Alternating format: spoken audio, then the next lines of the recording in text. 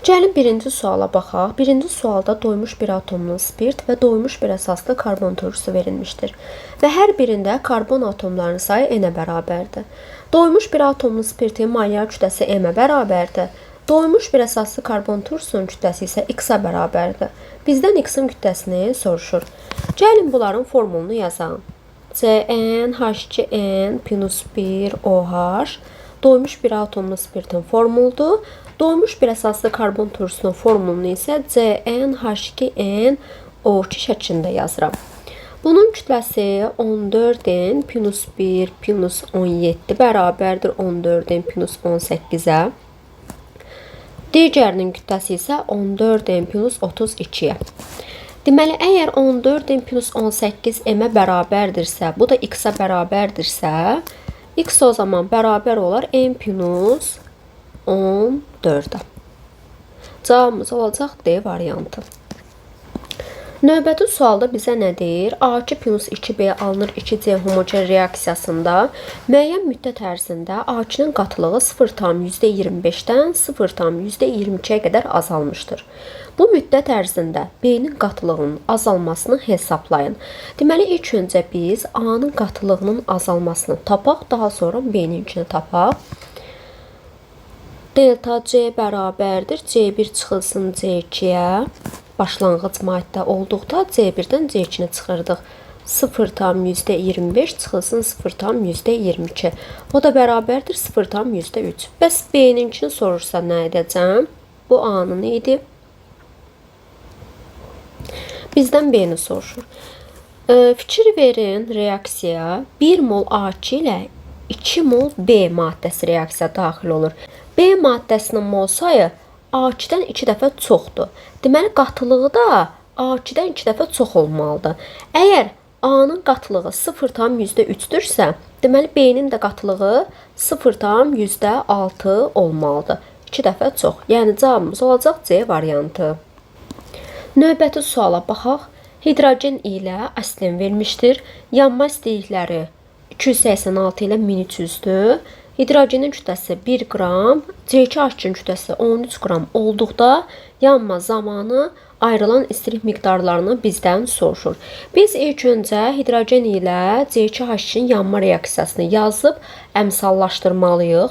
Əgər ki, hidrogenin yanma istiliyi 286-dırsa, demək ki, istilik effekti 572 olmalıdır. Niyə görə?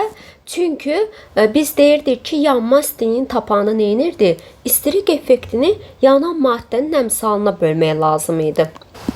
C2H2-nin də yanma istiliyi 1300-ə bərabərdirsə, demək ki, istilik effekti 2600 olacaq. İndi bizdən nə soruşur? Deyir ki, hidrogenin kütləsi 1 qram olduqda Q1 nəyə bərabər olar? Nə edirəm? Hidrogenin üstünə 1 yazıram, altından 4 yazıram. Bunun üzərinə x yazıram. 1-ə x-dırsa 4-ə 572. X da buradan nəyə bərabər olar? 572 bölək 4-ə. O da bərabərdir 143-ə. Demək, Q1-i tapdıq ki, 143-dür. Daha sonra deyir ki, C2H2-nin kütləsi 13 qram olduqda yanması zamanı ayrılan istilik miqdarını tap. Nə edirəm? Yenə C2H2-nin üzərinə yazıram 13, altından yazıram 2 vurulsun 26, 2600-ün üzərindən x yazıram. Yenə 13-ə x-dırsa 2 vuraq 26-ya 2600. X bərabərdir 2600 bölək 4. O da bərabərdir 650-yə. Demək ki, Q1-imiz 143, Q2 isə 650-yə bərabərdir. Yəni, cavab olacaq B variantı. Növbəti testdə deyir ki, 3 amin propan turşusu ilə izomer olan maddəni göstərin. 3 amin propan turşusu bu şəkildə yazılır. Propan turşusunu yazırıq. Daha sonra 3-cü karbona amin qrupunu birləşdiririk. İndi bununla izomer olan hansı olar? Karbonların sayı eyni olsun. Yəni 3 dənə karbon olsun, bir dənə də amin qrupu. Hardadır o? Təbii ki də A variantında olacaq. B variantında ümumiyyətlə 5 dənə karbon var, bizə lazım deyil. D variantında 4 dənədir. Daha sonra C variantında 3 dənədir, amma NH4 var. Y variantında 4 dənədir, yenə alınmaz. Yəni cavabımız olacaq A variantı. A variantı isə deməli 2 amin propan turşusudur. Amin qrupunun vəziyyətinə görə izomerli yaranmışdır.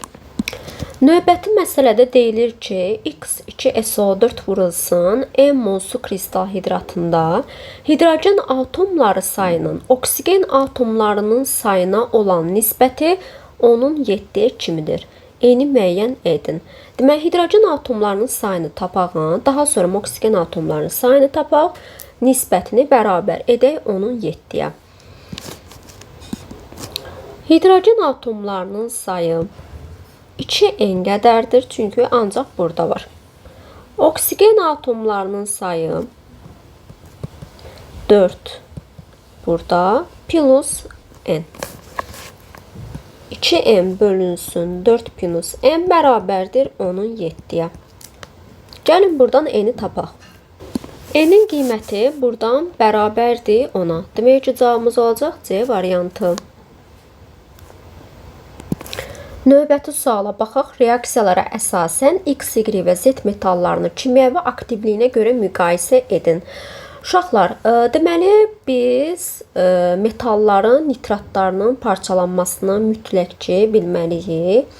Nitrat turşusunun duzları var idi. Onlarda parçalanma necə idi? Aktiv metalların nitratları parçalandıqda müvafiq nitrit turşusunun duzuna və oksigenə ayrılırdı. Orta aktiv metalların nitratları parçalandıqda həmin metalın oksidinə NO2 və O2 parçalanırdı. Pasiv metalların nitratları parçalandıqda isə deməli pasiv metal özü sərbəst şəkildə ayrılırdı. NO2 bir də O2. Cəmi 2 dənə istisnamız var idi ki, o da mislə litiumdur. Litium aktiv metal olmasına baxmayaraq deməli litium NO2 yox, litium 2O ayrılırdı. Mis də pasiv olmasına baxmayaraq mis yox, mis 2 oksid şəklində ayrılmalı idi. İndi baxırıq birinciyə. X NO2 plus O2 şəklindədirsə, deməli X metalımız mütləq aktiv metal olmalıdır. Məsələn, natrium ola bilər. Özünüzdən istəsəniz element də verə bilərsiniz. Beləliklə daha da rahat tapmış ola bilərsiniz. Amma elə sözlə də yaza bilərsiniz ki, X aktivdir. Y NO3 parçalandıqda Y-ə NO2 və O2 parçalanırsa, deməli Y metalı pasivdir. Məsələn, verə bilərsiniz civəni.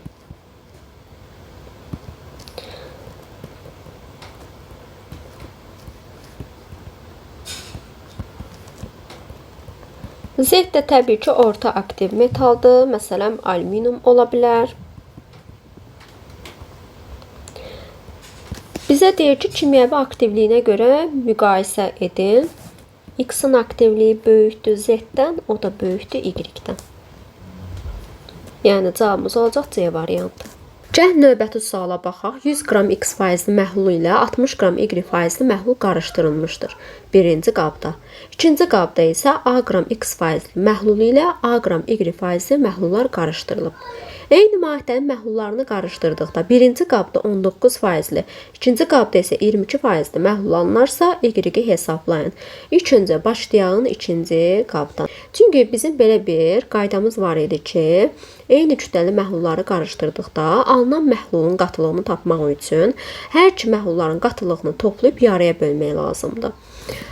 A qram X faizli, A qram Y faizli. Deməli, X plus Y bölünsün 2 bərabərdir 22 faiz verib. X plus Y bərabərdir 44-ə. Bunu tapdıq. Sonra keçid edirik birinci qaba. 100 qram X faizli məhlulda nə qədər duz var? X qram duz var. 60 qram Y faizli də nə qədərdir? 0,6 Y. Bölürəm bunu məhlulun kütləsinə, yəni 160-a. Vururam 100-ə, bərabər eləyirəm 19 verib.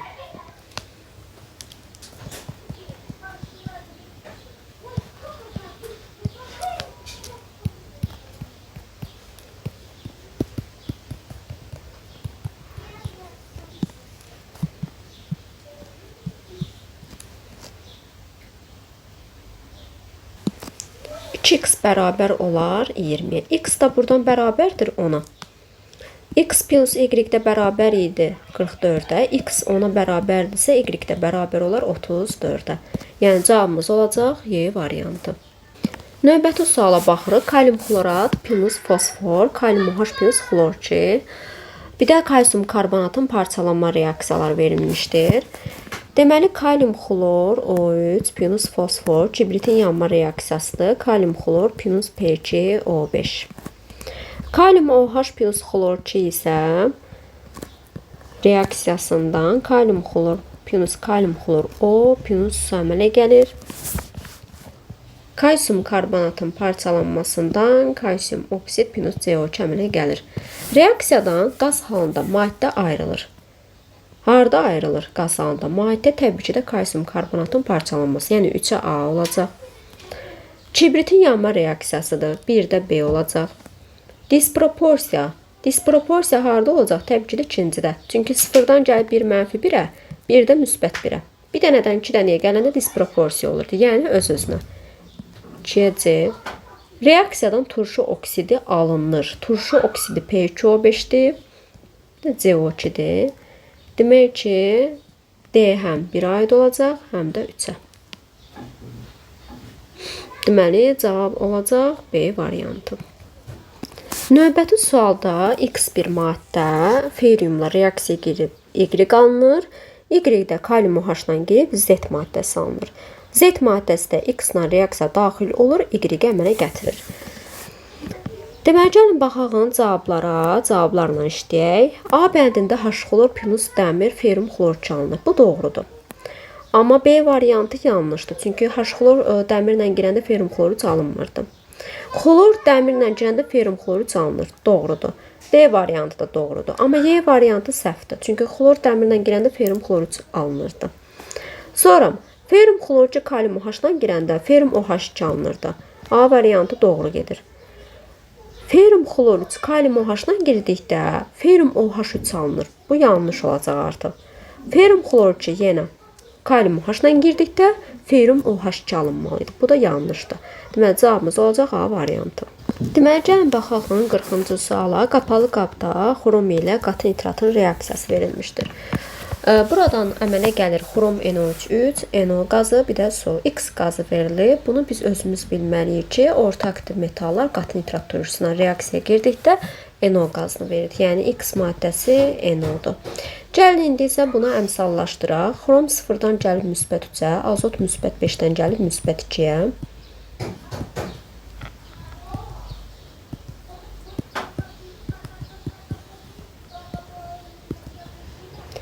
3 ixtisar edirik 1 1. Bura 1 atıram, bura 4, burada 2. Düzəldimi? Düzəldi. İndi deyir ki, X qazına oksidləşmə məhsulunun parçalanmasını almaq olar. İlk öncə gəlin onları tapaq. Oksidləşmə məhsulu nədir? Reduksiya edici nədir? Reduksiya məhsulu nədir? Oksidləşdirici nədir? Gəlin bunları bir-bir tapaq. Xrom 0-dan müsbət 3-ə gəlib. Neyini? Oksidləşib. Və reduksiya edici. Demək, xrom reduksiya edicidir. Xrom NO3 isə oksidləşmə məhsuludur. Azot müsbət 5-dən müsbət 2-yə gəlib, azalıb, yəni reduksiya olub. Reduksiya olubsa oksidləşdiricidir. HNO3 də oksidləşdiricidir. NO isə reduksiya məhsuludur. X qazı nədir? NO-dur. Oksidləşmə məhsulumuz nədir? Xrom NO3.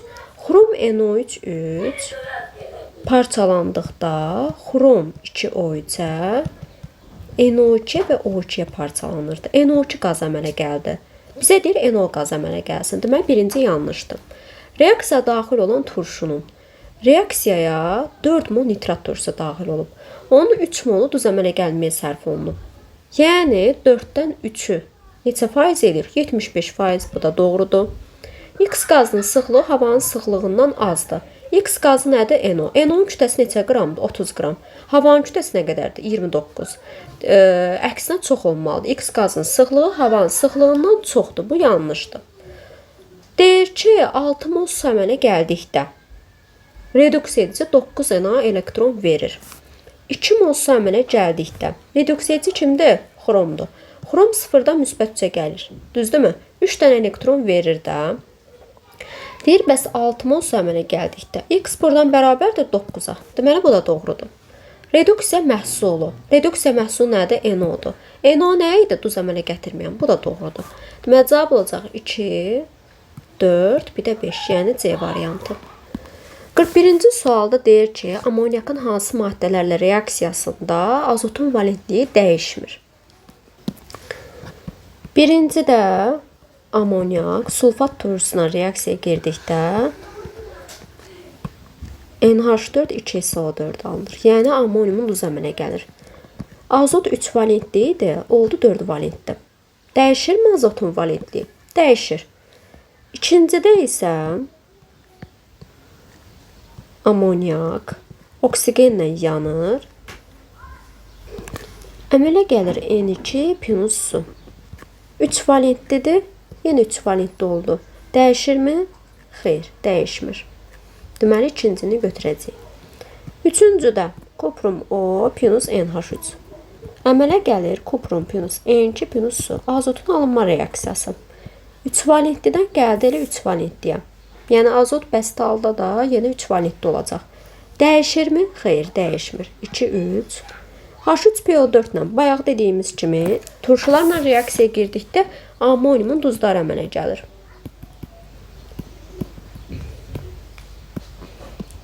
NH4 3PO4. 3 valentlidir, əmələ gəlir 4 valentli. Dəyişir. Sonra CO2. CO2 + NH3. Nə əmələ gəlir? CO, NH2, 2 + su. Burada da azotun valentliyi dəyişməyəcək. 3 valentlidir, yenə olacaq 3 valentli. Deməli, cavab olacaq 2, 3, 5. H-xlorla da reaksiyasını yazaq hər ehtimala. NH4 xlor əmələ gəlir, yenə amoniumun duzu əmələ gələcək. Cavab olacaq E variantı. Növbəti sualda homoloqlar verilmişdir. A və B homoloqları verilib. Bizə deyir, ümumi əlamətləri müəyyən edin. Eyni sinfə aidlər, bəli, doğrudur. Məsələn, deyirəm CH4, bir də CH6. Bunlar bir-birinin homoloqudur. Niyə görə? Çünki eyni sinfə məxsusdular. Bütün fiziki xassələr eynidirmi? Xeyr. CH4 başqa, yəni fiziki xassəyə malikdir. CH6 başqa fiziki xassəyə malikdir. Sonra eyni kimyəvi elementlərdən ibarətdir. Bəli, doğrudur. Hər ikisi də karbohidrogendir, hər ikisi də karbondan və hidrogendən ibarətdirlər. Nisbi molekul kütlələri eynidir. Xeyr, ayrı-ayrı maddələrdir. Necə nisbi molekul kütlələri eyni olsun? Molekulun kimyəvi rabitələrin sayı eynidir. Xeyr. Cavab olacaq 1 ilə 3, yəni D variantı. Növbəti bir məsələyə baxaq. H2S və N2-dən ibarət qaz qarışının həcmi verilib 89,6 litr. Yəni 4 mol. Qaz qarışına alınan H2SO4-ün maksimal kütləsi isə 196 qramdır. H2SO4-ün kütləsini bilirik ki, 98 qramdır. Yəni 2 mol H2SO4 alınır. H2S-dən H2SO4 alına bilir. Yəni 1 mol H2S-dən 1 mol H2SO4 alına bilər. Əgər 2 mol alınıbsa maksimal, deməli 2 mol H2S olmalıdır. Deməli ki, H2S əgər 2 moldusa, deməli azot da 2 mol olmalıdır. Niyə görə? Çünki ümumi 4 moldur bunlar. İndi bizdən nəyi soruşur? N2-nin mol payını. Ümumiyyətlə, hər hansı bir maddədən mol payını tapanda, həmin maddədən mol sayını bölürük ümumi molların cəminə vururuq 100%-ə. 2 bölünsün 4 vuraq 100. Bu da bərabərdir 50%. Yəni cavab olacaq C variantı. Növbəti bir üzvü kimi aid suala baxaq. X və Z maddələr üçün ümumi olan nədir? 3 mol C2H2-dən əmələ gəlir, yəni asidinin trimerləşməsi deyilir buna. Benzol alınır. C6H6-ın üzərinə C2H4 gəldikdə alkilləşmə reaksiyasıdır. Benzolun alkinlərlə reaksiyası. Bu zaman buradan əmələ gələcək benzolun homoloqları. Yəni etil benzol əmələ gəlir. Buradan da temperatur katalizator iştirakı altında dehidrogenləşməsindən əmələ gəlir stirol. Stirol isə vinil benzoldur. İndi X maddəmiz oldu bu maddə. Y maddəsi oldu bu maddə. Z maddəsi də oldu bu. Bizə deyir X və Z maddələr üçün, yəni C6H6 ilə stirol. Karbonun kütlə payı ümumi eynidirmi? Bu da C8H8'dir. Bu da C6H6'dır. Bəli, karbonun kütlə payı eynidir hər ikisində. Yəni hesablayıb tapa bilərsiniz. Ümumi formulları benzolun ümumi formulu CnH2-6-dır, amma stirolun ümumi formulu CnH2-8-dir. Yəni yanlışdır. Bromlu suyu rəngsizləşdirmə. Stirol bromlu suyu rəngsizləşdirir. Çünki pi rabitəsi var. Amma benzol rəngsizləşdirmir. Onun tərkibindəki pi rabitə içindədir. Ona görə rəngsizləşdirmir. Karbon atomlarının hibrid vəziyyəti. Benzolda bütün karbonlar sp2-dir. Stirolda da bütün karbonlar sp2-dir. Polimerləşmə reaksiyasına stirol daxil olur, amma benzol daxil olmur. Aromatik karbohidrogenin olması, bəli, hər ikisi də aromatik hesab olunur. Cavab olacaq 1, 4, 6. Növbəti sualda etilenin hidrogen xloridlə reaksiya məhsuluna natrium ilə təsir etdikdə hansı maddə alınır, bunu soruşur. Buradan alınır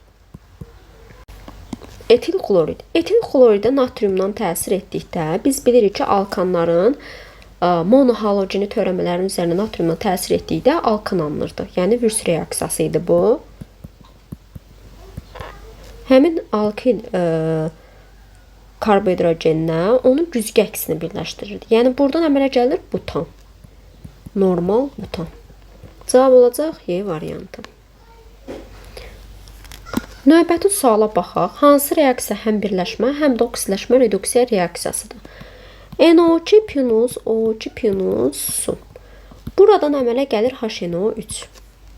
Bəli, həm birləşmədir, həm də oksidləşmə reduksiyadır. Ümumiyyətlə yadınızda qalsın ki, bəsit maddə reaksiyada gördüsə, demək ki, o 100% oksidləşmə reduksiya reaksiyasıdır. Demək, cavab olacaq A variantı. B variantında isə kalsium karbonat, üstəgəl CO2 plus su. Əmələ gəlir buradan kalsium H, CO3, 2. Yəni, birləşmə reaksiyasıdır, oksidləşmə reduksiya reaksiyası deyil. C variantında kalium plus su alınır kalium OH plus H2. Oksidləşmə reduksiya reaksiyasıdır, amma birləşmə deyil. Mis plus nitrat turşusu ümumiyyətlə birləşmə reaksiyası deyil, amma oksidləşmə reduksiyadır. Yəni burada duru da ola bilər, qatı da ola bilər, birləşmə olmayacaq. P2O5 plus su əmələ gələ bilər 3 cür turşu, yəni metapiro, ortofosfat əmələ gələ bilər. Birləşmə reaksiyasıdır, amma oksidləşmə reduksiya deyil. Çünki metafosfatda da, pirofosfatda da, ortofosfatda da fosforun oksidləşmə dərəcəsi müsbət 5-ə bərabərdir. Alkan molekulunda sp3, S rabitələrinin sayı 10-a bərabərdir. Alkanların formulu CnH2n plus 2-dir. Bilirik ki, buradakı bütün karbonlar sp3'dür. Və həmin karbonlara birləşən hidrogenlərin sayı da elə sp3s deməkdir. Yəni sp3s sigma rabitələrin sayını deyirsə, deməli hidrogenlərin sayından söhbət gedir. Nə edəcəm? 2n plus 2-ni bərabər edəcəm 10-a. 2n bərabər olar 8-ə, n bərabər olar 4-ə. Deməli, bu butan imiş. İndi bizdən nəyi soruşur? Hibrid orbitalların sayı. Hibrid orbitalların sayını tapmaq üçün nə etməliyik? Karbonların sayını vurmalıyıq 4-ə. O da bizə verəcək 16. Növbəti sualda gliserin yağ turşusu və propanol verilmişdir və molekulunda metilin qruplarının sayını bizdən müqayisə etməyimizi tələb edir. Gliserin necə yazılır? Gliserin bilirik ki, 3 atomlu spirtdir. Metilin qrupları, ümumiyyətlə metilin necə yazılır? CH2 şəklindədir. CH2, CH, CH2. Burada 2 dənə metilin var. Yəni X bərabərdir 2-yə. Daha sonra yağ turşusu. Yağ turşusu bildiyimiz butan turşusudur.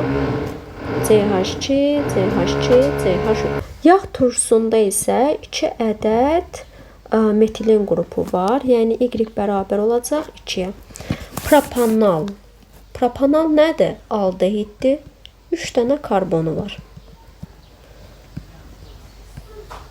Neçə dənə metilin var? 1 dənə. Z bərabərdir 1. Deməli, X bərabərdir Y böyükdür Z-dən. Yəni, cavab olacaq B variantı. Qlikozanın qıcqırmasından alınan üzüm maddə molekulunda karbon atomlarının sayı. Ümumiyyətlə, uşaqlar, qlikozanın 3 cür qıcqırma reaksiyaları var. Bunu hər bir 4-cü qrup əzbər bilməlidir. Yəni, C6, H12, O6. Spirtə qıcqırma necədir? Buradan əmələ gəlir C2H5OH plus CO2.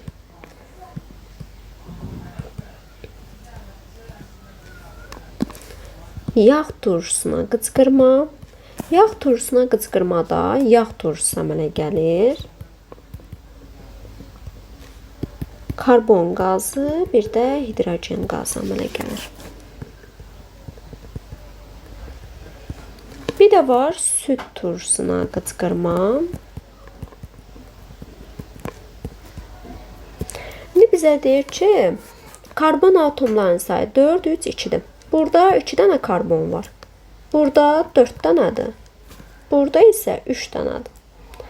Deməli, onda deyə bilərik ki, bu ən axırıncı spirtə qıcqırmadır. 3 olan süd turşusuna qıcqırmadır. 4 olan isə yağ turşusuna qıcqırmadır. Bir qlikozanın qıcqırmasına alınan üzüm maddə molekulunda hidrogen atomlarının sayı. Deməli, yağ turşusuna qıcqırmada neçə dənə hidrogen atomu var? 3, 2, 5-in üstünə 2, 7-in üstünə 1, 8 dənə burada olacaq. Süd turşusuna qıcqırmada 3, 4, 5, 6 dənə olacaq. Spirtə qıcqırmada isə 6 dənədir. 8, 6, 6. X, Y, Z maddələrini müəyyən edin. Z düşməyib. 8, 6, 6 olacaq burada. Cavab B variantı. Növbəti sualda xlor hansı birləşmələrdə 3SN, 3PM, 3DN elektron formuluna uyğundur? Uşaqlar, ümumiyyətlə bilirik ki, xlorun sıra nömrəsi 17-dir. Normal halda 3S2, 3P5-dir. Birinci həyəcanlanmada 3S2, 3P4, 3D1 olur. İkinci həyəcanlanmada 3S2, 3P3, 3D2, üçüncü həyəcanlanmada isə 3S1, 3P3, 3D3 olur. Bizə deyir ki, 3SN, 3PM, 3DN, yəni N'lərin sayı burada bərabərdir. Harada bərabərdir? Təbii ki də baxın, burada. 3S2, 3P3, 3D2 olduqda, xlorun oksidləşmə dərəcəsi müsbət 5 olur, valenti də 5 olur. Yəni, birinci doğrudur. İkincidə müsbət bir oksidləşmə dərəcəsi göstərir. Bu uyğun olmayacaq, normal halına uyğun idi. H-xlor O2-də isə müsbət 3-dür. Bu da ikinciyə aid olacaqdır, yəni bura aid olacaqdır. H-xlor O3-də isə müsbət 5-dir, 5 valentlidir, bir də 4 olacaq. Cavab 1-4 A variantı. Gəlin növbəti bir məsələyə baxaq. Fotosintez prosesi üçün sərf olunan CO2-nin kütləsi m qramdır, sərf olunan H2-nin mol miqdarı n-dir, alınan O2-nin kütləsi isə m-14,4-dür. Gəlin fikir verək nə? CO2-nin kütləsi ilə oksigenin kütləsinə. Biz bir ki, CO2-nin kütləsindən bu oksigenin kütləsini çıxdıqda nə qalır yerdə? 6 mol karbon, düzdürmü? Baxın, 6 dənə kim? 12 dənə oksigen var, 12 dənə də burada oksigen var. Bir-birindən çıxdıqda 6 dənə karbon edir kütləsi. Yəni, 6 vuraq 12. O da bizə verir 72 qram. Amma bizə məsələdə deyir ki, bu m-dir, bu m çıxaq 14,4-dür. M-dən mən m çıxaq 14,4-ü çıxsam, neçə verər?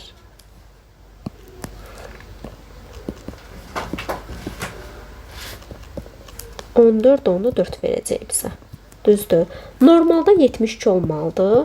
Amma nə qədər oldu? 14,4. Yəni 0,2 dəfə çox götürülüb hər şeydən. İndi CO2-nin kütləsi 6 oldu. Düzdürmü? M-i tapmaq üçün 6-nı vuracağım 0,2-yə, bir də 44-ə. N nə idi? Suyun mol sayı. Suyun mol sayı normalda 6-dır. 0,2 dəfə çox götürüldükdə 6-nı vuracağıq 0,2-yə. N bərabərdir 52,8-ə. Bu da 1,2. M ilə N-i toplasaq, yəni 52,8 ilə 1,2-ni toplasaq, bizə verəcək 54. Cavab olacaq B variantı. Növbəti bir məsələyə baxaq. X plus Y bərabərdir 0,75 olduqda A2 B birləşməsinin dissosiasiya dərəcəsini hesablayın. Deməli, belə bir qrafik verilmişdi. Dissosiasiyadan alınan iyonların mol miqdarının A2 B-nin mol miqdarından asılı qrafikidir. Deməli, bu 0,2 ilə 0,6 A2 B-nin mol sayıdır. Əgər A2 B-nin mol sayı 0,2 olduqda, deməli, A-nın mol miqdarı X verilib. Yəni, X bərabərdir 0,4. Yəni, 0,2-ni vurarıq 2-yə.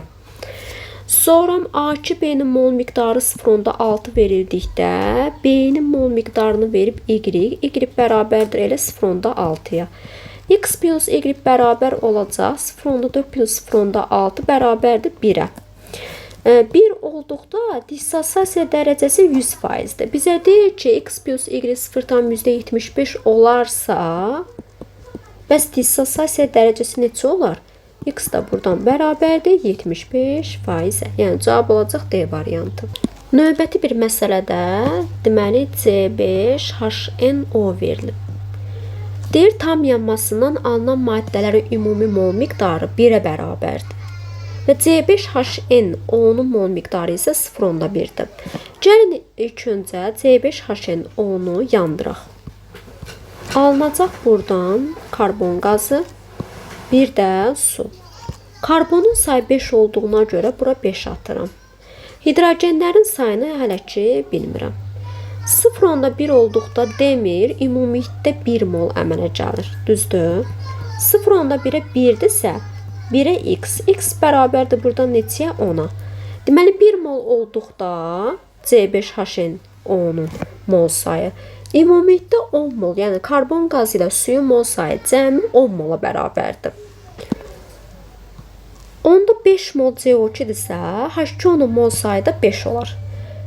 5-i 2-yə vuranda 10 dənə hidrogen verəcək. Deməli, M bərabərdir 10-a. Nedir? Yanan maddə molekulunda neçə dənə atom var? C5H10 O-dur da 16 olacaq cavabımız. Növbəti bir suala baxaq. H3PO4-ün kalium OH-la reaksiyaları verilib. Y-in 1 molunda olan iyon rabitələrinin sayının polar kovalent rabitələrinin sayına olan nisbəti 0,6 olarsa doğru olanları müəyyən edin. Bizə deyir ki, Y-də iyon rabitələrin sayının polyara nisbəti 0,6-dır. Gəlin, ortofosfat turşusunun kaliumlu duzlarının mümkün hallarını yazaq. Kalium 3PO4 ola bilər, kalium H2PO4 ola bilər, kalium 2HPO4 ola bilər. İyon rabitənin sayı burada 3-dür, burada 1-dir, burada 2-yə bərabərdir. Polyar isə elə bir 4-ü vurursan 2-yə, 8-dən 3 çıxırıq, 5 dənə polyar verəcək. 4-ü 2-yə vururam, 8-dən 1 çıxanda polyar 7 olacaq. Burada 4-ü 2-yə, 8-dən 2 çıxıram, olacaq 6. Mənə deyir, iyonun polyara nisbəti, 3-ün 5-ə nisbəti bərabərdir. Elə 0,6, yəni kalium 3PO4-dür Y maddəsi. Buradan qeyd edirəm. Gəlin baxağın birinciyə. A bərabərdir deyir 2-yə. Alınır buradan kalium 2 HPO4. Kalium 2 HPO4, kalium OH-dan geri kalium 3PO4 əmələ gətirirmi? Gətirir. Deyir ki, C1-dir, doğrudur. B də bərabərdir 3-ə. Bəli, doğrudur. 1 beləcə doğru getdi. İndi baxırıq növbətiyə, ikinciyə. Deyir, A bərabərdir 3. A bərabərdir 3 olsa, kalium 3PO4 alınır. Kalium 3PO4 yenə kalium OH-la reaksiya getmir axı. Deməli, ikinci olmaz. Sonra baxırıq üçüncüyə. A bərabərdir 1. Alınır kalium H2PO4. C bərabərdir 3. Bu ola bilməz heç vaxt. Yalnız kalium H2PO4 2 mol kalium OH-la girə bilər. Deməli, bu da yanlışdır. Sonra baxırıq 4-cüyə. A bərabərdir 1. Alınır kalium H2PO4. C bərabərdir 2. Bəli, doğrudur. B bərabərdir 3-ə. Bəli, bu da doğrudur. 5-ciyə baxırıq. A bərabərdir 2 olsa, kalium 2, HPO4 alınır. Deyir, C bərabərdir 2. Xeyr, ola bilməz. C 1 olmalıydı. Deməli, cavab olacaq 1-lə 4. Deməli, növbəti məsələyə baxaq. Kalium H ilə kalsium H2-nin su ilə reaksiyaları verilmişdir. Hər birinin mol sayı deyir eynidir və qarışığın kütləsi m qramdır. Su ilə reaksiyasına alınan qələvlərin kütləsi də cəmi m+4,8-dir.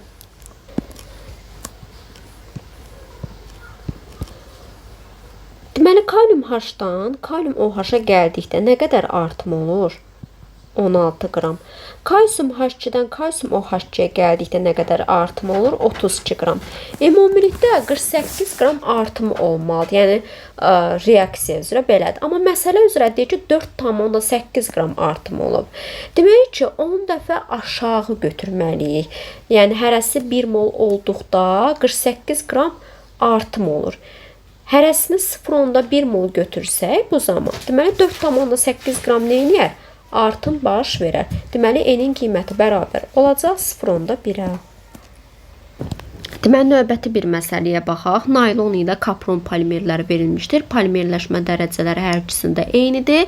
Makromolekulunda metilin qruplarının sayını bizdən soruşur. Yəni, X-la Y və X-in Y-ə nisbətini hesablayın. Deməli, naylon ümumiyyətlə necə yazılırdı? Heksametilin diamindən adipin turşusunun polikondensləşməsindən alınırdı. Gəlin yazaq.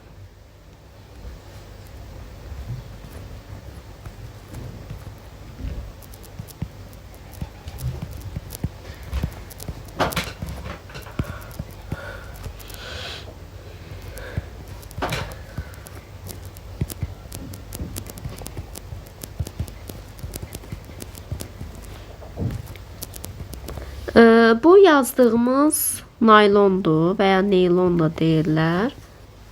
Gəlin daha sonra kapronu yazağın.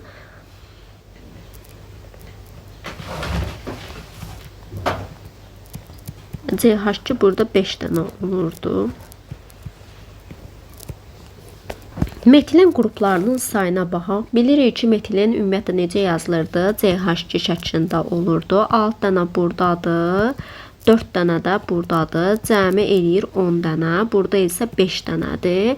Deməli, X bərabərdir 10-a, Y də bərabərdir 5-ə. Onun 5-ə nisbəti neçə verəcək bizə? Təbii ki də 2. Deməli, bayaqki məsələyə oxşuyur. Natrium hidroortofosfat verilib. Natrium 2HPO4. Bu birincidir. İkinci, natrium H2PO4. Üçüncü isə natrium 3PO4. H3PO4-lə reaksiya daxil olmur. Təbii ki də natrium H2PO4. Yəni, bunun maksimum turş duz olacaq versiyası budur. Yəni, bu yenidən H3PO4-lə girib turş duz əmələ gətirə bilməz. Ona görə ikinciyə olacaq A bəndi. Natrium OH-la reaksiya daxil olmur. Təbii ki də üçüncüdə olacaq. Çünki bu maksimum elə bir normal duz əmələ gətirə biləcək versiyanı yaradıb. Yəni, natrium 4PO4 ola bilməz ki. Ona görə olmaz. H3PO4 və natrium OH-la reaksiya gedə bilir. Təbii ki də birinci olacaq. Çünki natrium 2HPO4 natrium OH-la girdikdə natrium 3PO4-ü verir. H3PO4-la girdikdə isə natrium H2PO4-ü verir. Normal duzdur. Təbii ki də üçüncüdə. 2 qat duzdur. Heç biri. Birinci ilə ikinci turş duzdur. Deməli, 1C, 2A, 3B'dir. Məsələdə deyilir ki, qapalı qabda CH3CO natrium və natrium OH qarışığını qızdırdıqda baş verən reaksiya zamanı maddələrin kütlələri zamanın asılı olaraq qrafikdə göstərildiyi kimi dəyişir. Deməli, biz nə etməliyik? CH3CO natrium ilə natrium OH-ın reaksiyasını yazırıq. Buradan alınır CH4 plus natrium 2CO3. Qrafikdə reaksiya daxil olan və alınan maddələrin kütlələri verilmişdir. Biz bu qrafik əyriləri ki verilib. Görək bunlar hansı maddələrə məxsusdur? Gəlin ilk öncə bunları tapaq. Reaksiya məhsullarından birinin əyrisi budur, birinin də əyrisi baxın budur. İndi bunlardan biri CH4, biri də natrium 2 CO3-dür. Biz də bilirik ki, natrium 2 CO3-ün kütləsi CH4-ün kütləsindən çoxdur. Ona görə bu olacaq natrium 2 CO3, bu da olacaq CH4. Bunlardan biri isə CH3 CO natriumdur. Biri də natrium OH-dır. Azalan çünki həmişə reaksiya daxil olan maddələr olurdu. Və hər ikisindən də başlanğıc eyni qədərdir. Yəni hər ikisindən B qram qədər götürülmüşdür. CH3 CO natriumun kütləsi natrium OH-ın kütləsindən çoxdur. Biz bunların kütlələrini bərabərləşdirəndə sizcə hansından artıq qalır? Təbii ki də natrium OH-dan. Çünki mən hər ikisinin kütləsini ən çox olanın kütləsinə gətirəndə CH3 CO natrium hamısı sərf olunur, tam sərf olunur. Amma natrium OH-dan artıq qalır. Deməli, bu T oxuna düşən CH3 CO natriumdur. Amma burada havada qalan natrium OH-dır. Gəlin indi biz CH4-ün kütləsindən istifadə edərək digər maddələrin kütləsini tapaq. CH4-ün kütləsini qrafikdə verilib 3,2. Öz kütləsi 16-dır. Natrium 2 CO3-ün kütləsini, yəni C-ni tapmaq üçün üzərindən x altından yazıram 106. 3,2-yə x-dırsa 16-ya 106. X da buradan bərabərdir 21,2-yə. Yəni C-nin qiymətini tapdım ki, 21,2 edir. Daha sonra yenə CH4-ün kütləsindən istifadə edərək B-ni və A-nı tapmalıyam. B-ni necə taparam? CH3 CO natriumun kütləsindən istifadə edərək tapacağam. CH3 CO natrium üzərinə x yazıram, altından isə öz kütləsi. Bu da bizə verir 82. Yazıram ki, x-a 3,2-dirsə 82, 16. X buradan bərabərdir neçəyə? 16,4-ə. Deməli, B-nin qiyməti də nəyə bərabərdir? 16,4-ə. Çünki CH3 CO natriumdan nə qədər götürülübsə, onun hamısı sərf olunur. 16,4 qram götürülüb, 16,4-ün hamısı reaksiyaya girib. Deməli, B-nin qiyməti 16,4-dür. İndi biz tapağın. Bəs natrium OH-dan nə qədər girib, nə qədər artıq qalıb? Yenə yazıram 3,2 x-dırsa 16-ya 40. X da buradan bərabərdir 8-ə. Natrium OH-dan da 16,4 götürülüb, amma 8-i girib. Onda A-nın qiymətini tapmaq üçün, yəni artıq qalan maddənin kütləsini tapmaq üçün nə edərəm? Başlanğıcdan çıxaram sərf olunanı, yəni 16,4-dən 8-i çıxaram. O da bizə verəcək 8,4. Deməli, A-nın da qiymətini tapdım ki, 8,4-dür. Deməli, A-nın qiyməti 8,4, B-nin qiyməti 16,4, C-nin qiyməti 21,2-dir. 58-ci sualımızın hər üçündə cavabını tapmış olduq. Daha sonra bizə deyirdi ki, əvvəldə reaksiya başa çatdıqdan sonra qabda qalan bərk qalıq üzərinə. Biz də bilirik ki, qabda hansı bərk qalıqlar qalmışdı? Bir natrium 2 CO3 əmələ gəlmişdi. Bir də natrium OH-dan artıq qalmışdı. Yadınıza gəlir. Biz dedik ki, bayaqları natrium OH-dan nə qədər artıq qaldı? Aşağıda dedik ki, 8,4 artıq qalır. Demək ki, reaksiya başa çatdıqdan sonra bərk qalığımız natrium OH-dır, bir də natrium 2 CO3-dür. Bunun üzərinə də, yəni hər iki maddəmizin üzərinə də H-xlor məhlulu əlavə edilir və bu zaman X qazı ayrılır. Qabdakı bərk qalığın tam reaksiyasına isə 122 milli H-xlor məhlulu sərf olunur. Gəlin natrium 2 CO3-ün H-xlorla, bir də natrium OH-ın H-xlorla reaksiyasını yazalım. Deməli, natrium 2 CO3 plus H-xlor alınır natrium xlor plus H2O plus CO2. Natrium OH plus H-xlor alınır natrium xlor plus su. Bizə 59-da deyirdi ki, X qazı ayrılıb. X qazı nədir? CO2 də həmçinin əvvəldə də verilmişdi. Qabdan X qazı ayrılmışdır. Burada da bilirik ki, natrium 2 CO3-ün H-xlorla reaksiyasından alınırdı CO2 qazı. Deməli, buradan qeyd edirəm ki, X CO2-dir. Deyir, neçə litr X qazı ayrılıb buradan. Neyniyərəm? Natrium 2 CO3-ün kütləsini bilirəm. Nə qədər idi? Bayaq tapmışdıq. 21,2 idi. Üzərindən 21,2 altından yazıram 106. CO2-ün üzərinə X altından yazıram 22,4. 21,2-yə X-dırsa 106-ya 22,4. X da buradan bərabərdir 4,48 litrə. Deməli, birincini tapdıq. Və deyir, bu qazın alınma reaksiyasının tam iyon tənliyini yazın. Biz də bilirik ki, tam iyon tənliyi necə idi? maddələri iyonlarına ayırırdıq. Yəni hansılar ayrılırdısa, onları ayırırdıq. Ayrılmayanlar da olduğu kimi qalırdı. Yəni 2 natrium minus CO3 2 mənfi. Yəni baxın, bu yuxarıdakı reaksiyanın tam iyon təmini yazırıq. 2 H müsbət.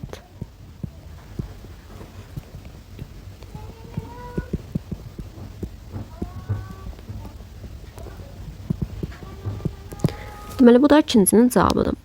Daha sonra 60-cı sualda deyir ki, H-xlor məhlulu reaksiyanın sonunda biz hər iki reaksiyamıza yazmışıq. Deyir, neçə mol duz alınıb. Gəlin onda biz, baxın, buradan alınan natrium xlorun kütləsini tapacağıq. Bir də buradan alınan natrium xlorun kütləsini tapmalıyıq. Yəni, hər iki reaksiyadan nə qədər natrium xlor alınır? Deməli, buradakını tapanda nə edirəm? 21-ondakı x yazıram. 106-ya isə 2 mol aşağıdan yazacağım. 21-ondakıya x-dırsa 106-ya 2 mol.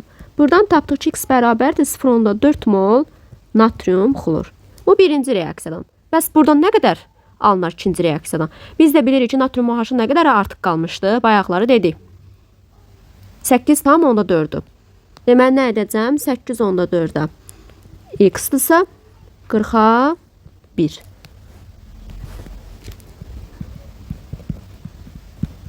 X də bərabərdir 8,4 bölünsün 40. Yəni neçəyə bərabər olacaq? 0,21-ə. Deməli, bir 0,4 alındı, bir də 0,21.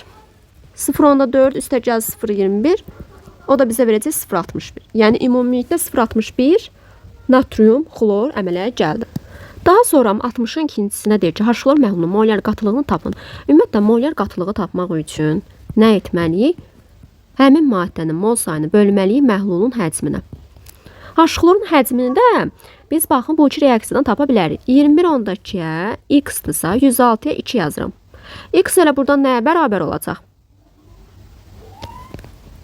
0,4-ə. Deməli, burada 0,4 mol H-xlor reaksiyaya girib. Buradan da taparım. 8,4-də x-dırsa 40-a 1. X da buradan bərabərdir 0,21-ə. Yəni 0,4, 0,21 cəmi 0,61 mol H-xlor reaksiya sərf olunur. Bizə əvvəldə demişdi ki, 122 milli H-xlor məhlulu sərf olunmuşdur tam reaksiya. 0,122-ni də 122 millini də litrə çevirirəm. Bu da bizə verəcək 5 mol bölünsün litr. İnşallah ki, izahlarımı sizə çatdırmış olaram. Növbəti imtahanda bol-bol uğurlar arzu edirəm sizə.